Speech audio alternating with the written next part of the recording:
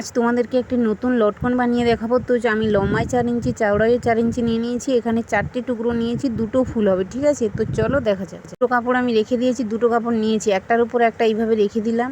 ওপর দিকটা উল্টো সাইড, ভেতরটা কিন্তু সোজা দিক দিয়ে আমি 4 সাইড এইভাবে সেলাই করে নেব। সেলাই প্রায় আমার কমপ্লিট, মাঝ বরাবর ভাঁজ করে এইভাবে একটা চিরকুট দিয়ে দিলাম। দিয়ে কাপড়টিকে এইভাবে টেনে টেনে কিন্তু সোজা দিকটা যেহেতু আমার ভেতরে আছে সোজা করে দিলাম। দিয়ে 4টে কোণ এই একটা খাঁচি দিয়ে আমি সোজা করে দিলাম।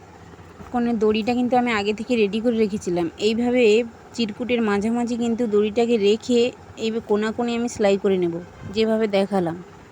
1 ইঞ্চি 1 ইঞ্চি বরাবর কিন্তু আমি সেলাই করে মাঝে সূঁচটাকে বসালাম। আবারও আমি এই সাইডে 1 ইঞ্চি সেলাই করে নিলাম।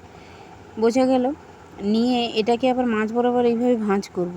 ভাঁজ করে এ সাইডেও 1 ইঞ্চি, ও সাইডেও 1 ইঞ্চি, এইভাবে করে পুরোটা সেলাই করে নেব। টোটাল সেলাই আমার 4টে সেলাই যাবে, ঠিক আছে?